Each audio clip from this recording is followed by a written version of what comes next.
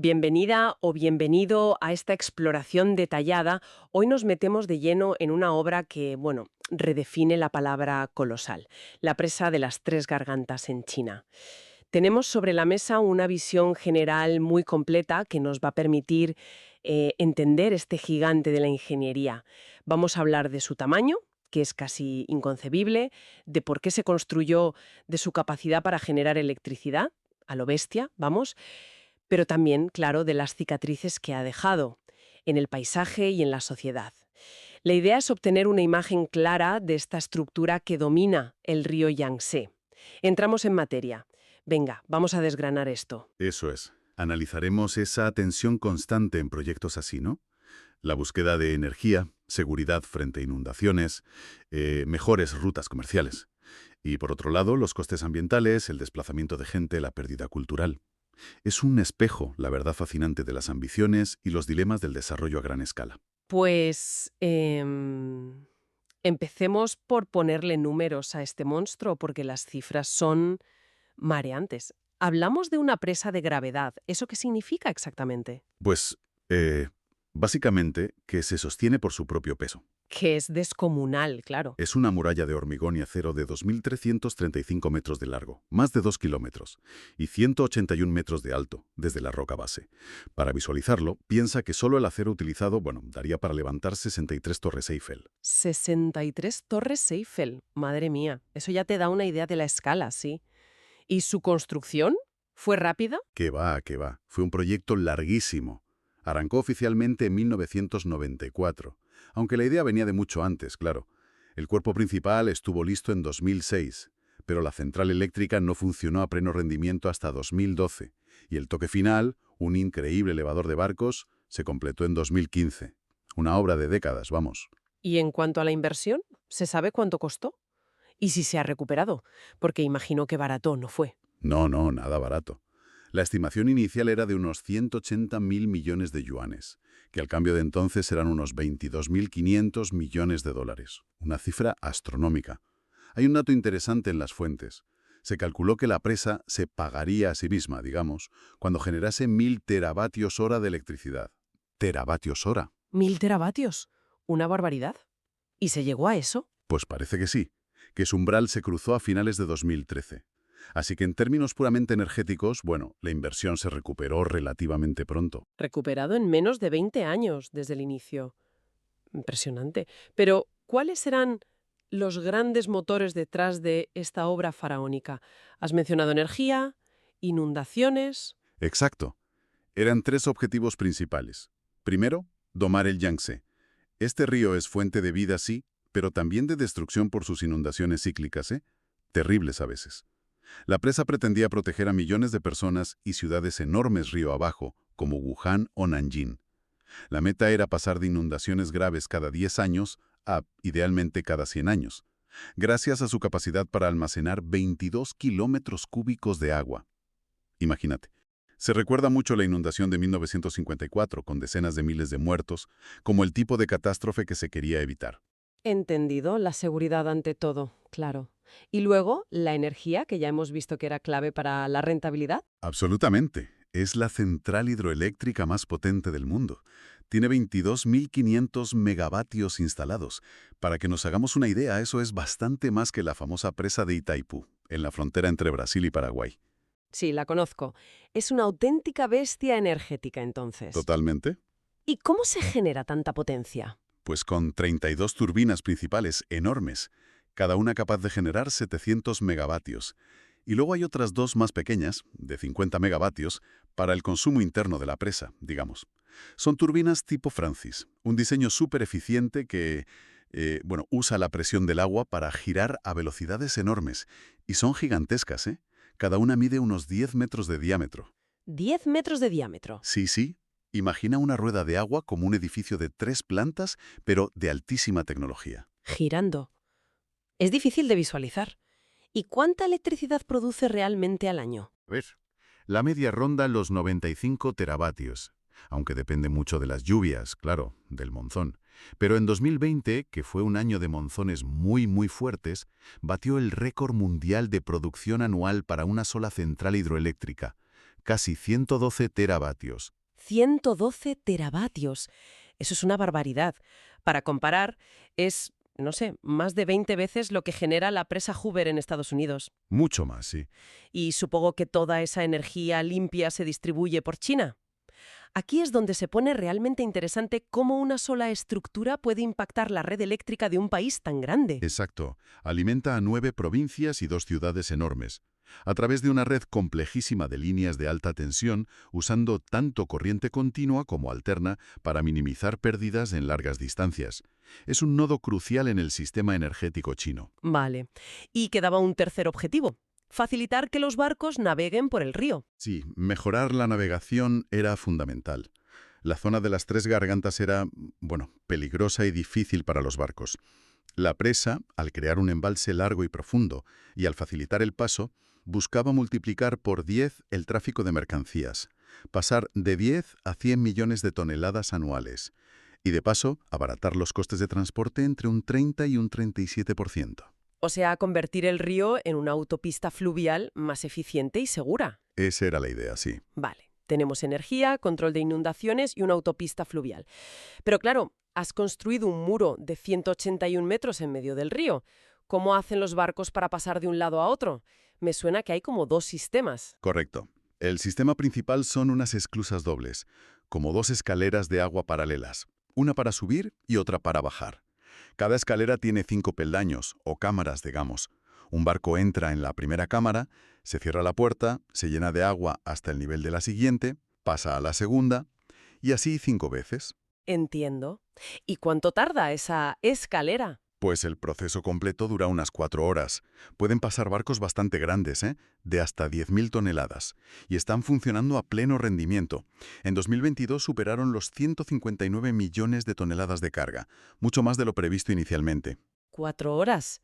No está mal, pero si tienes prisa, había una opción express, el famoso elevador de barcos. Exacto, esa es la joya tecnológica de la presa. Es, bueno, un ascensor gigantesco.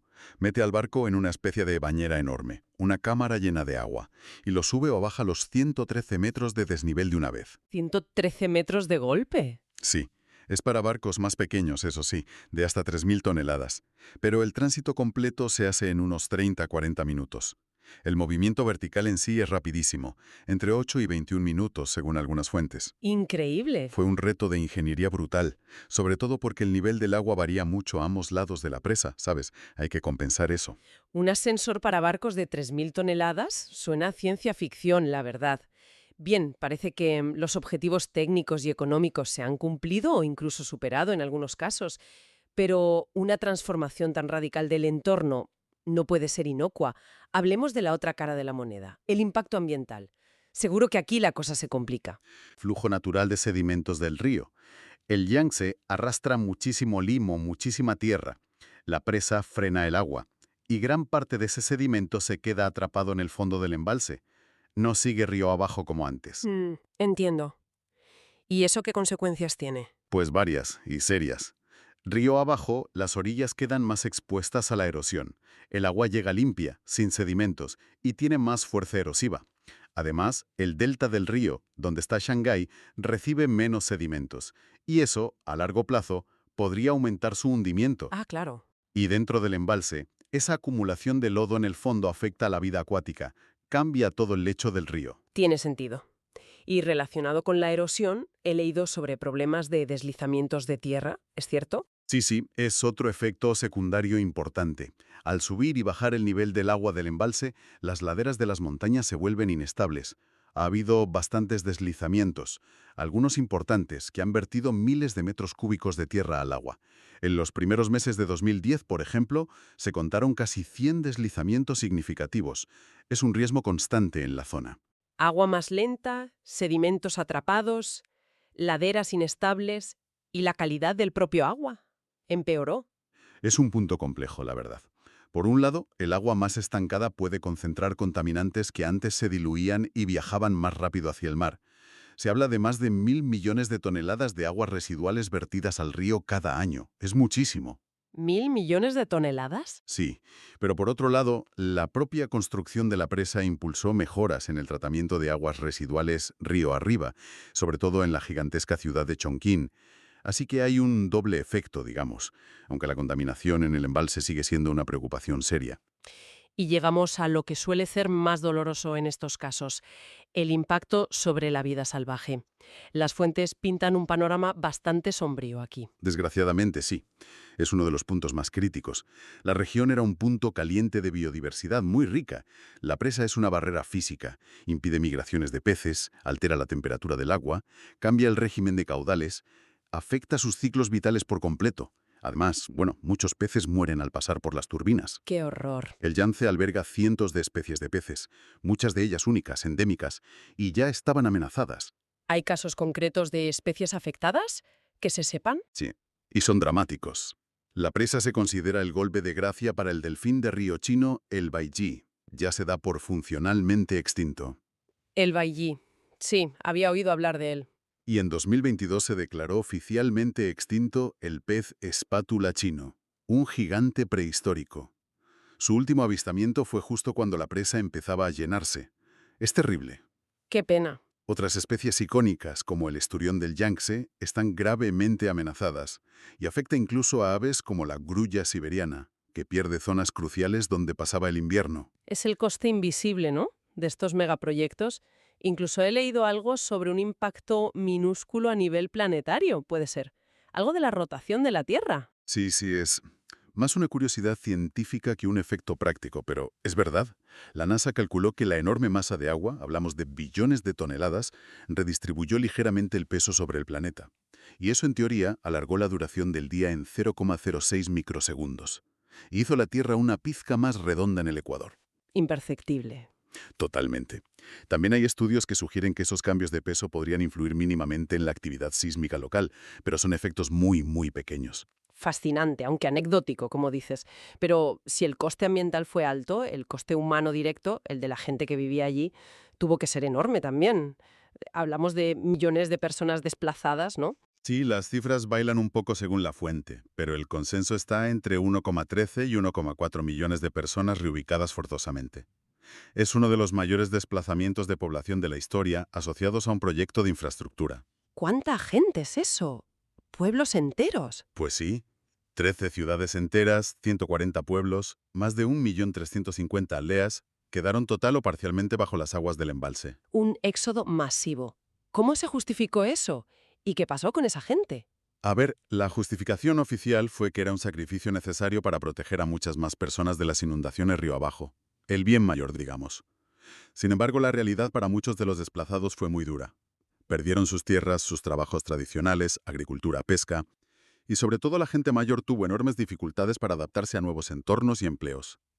Hay informes sobre problemas sociales y económicos persistentes en las comunidades reasentadas. Casas y las vidas, se hundió también la historia, el patrimonio cultural de la zona. Exacto. El área inundada era riquísima en yacimientos arqueológicos y sitios históricos milenarios. Se hizo un esfuerzo titánico de arqueología de rescate antes de llenar el embalse, eso es cierto. Se excavaron cientos de lugares, se recuperaron miles de objetos que hoy están en museos, como el impresionante Museo de las Tres Gargantas en Chongqing. Algunas estructuras importantes se desmontaron piedra a piedra y se reconstruyeron en zonas más altas. Pero se perdió mucho igualmente. Supongo que sí. Inevitablemente, sí. Muchísimo. Sitios que no se podían mover, como los famosos ataúdes colgantes incrustados en acantilados, o paisajes culturales enteros, se perdieron para siempre bajo el agua. Es una pérdida irreparable del legado histórico de la región, claro. Es un balance complicado. Ingeniería a punta y beneficios claros por un lado, costes ambientales y humanos enormes por otro. Incluso se llegó a hablar de la seguridad de la propia presa, ¿no?, como posible objetivo militar. ¿Hubo algo de eso? Sí, hubo polémica.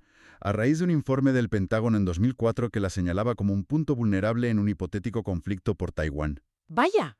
China reaccionó con dureza, lógicamente. La mayoría de expertos coinciden en que, por su diseño, presa de gravedad masiva, es extremadamente robusta. Aguantaría ataques convencionales e incluso nucleares de baja potencia. Pero bueno, el simple hecho de plantearlo generó debate interno en China sobre estrategias de defensa y disuasión. Entiendo. ¿Y estructuralmente, la presa en sí ha dado problemas? Se habló de fisuras al principio. Cierto. Tras el denado inicial aparecieron unas 80 fisuras finas. Hubo cierta preocupación inicial, pero una evaluación de expertos internacionales concluyó que eran superficiales y entraban dentro de lo esperable en una estructura de hormigón tan masiva sometida a esa presión por primera vez. Determinaron que la calidad general era buena y las deformaciones normales, dentro de los límites de diseño. Desde entonces no ha habido informes públicos de problemas estructurales graves. Y hay algo importante para entender la presa. No es una obra aislada, no opera sola, forma parte de un sistema mucho mayor. Para controlar mejor los sedimentos que bajan del curso alto del Yangtze, el río Jinsha, y optimizar la generación eléctrica, se han construido aguas arriba otras 4 presas gigantescas, Budonde, Baigetang, Shiludot y Shangxiaba. Ya están terminadas. ¿Otras 4? Sí, y solo estas 4 suman casi el doble de potencia que las Tres Gargantas, unos 38.500 megavatios más. ¿El doble? Es una cascada de presas interconectadas, un sistema de gestión fluvial enorme. O sea que el impacto y la gestión van mucho más allá de la propia presa de las Tres Gargantas. Es un rediseño a gran escala de todo el curso del río, vamos. Exactamente. Es una intervención masiva sobre uno de los sistemas fluviales más importantes del planeta, con todo lo que eso implica. Entonces, recapitulando un poco, tenemos una proeza de la ingeniería, sin duda, ha cumplido sus metas energéticas, de control de riadas, de navegación, un símbolo de poderío tecnológico y desarrollo para China, fuente de orgullo nacional. Sin duda, ha sido eso. Pero al mismo tiempo, las fuentes nos muestran la otra cara de la moneda. Un ecosistema fluvial alterado para siempre, especies extintas o al borde, millones de desplazados con futuros inciertos, y un patrimonio cultural irreemplazable ahogado bajo el agua. Es el dilema clásico de los megaproyectos llevado a su máxima expresión, yo creo. Lo realmente interesante ahora es ver cómo evolucionan esos impactos a largo plazo, cómo se adaptan el río y la sociedad a esta nueva realidad. Nos deja con una pregunta flotando en el aire, ¿verdad? Cuando intervenimos de forma tan drástica en la naturaleza y en la vida de la gente, ¿cómo medimos realmente el éxito con el paso de las décadas? ¿Es suficiente mirar la producción de megavatios o las toneladas transportadas? ¿O debemos encontrar formas más complejas, más holísticas, de evaluar estas transformaciones profundas, con todas sus luces y todas sus sombras? Ahí queda la reflexión para darle una vuelta. Gracias por acompañarnos en este análisis en profundidad. Hasta la próxima.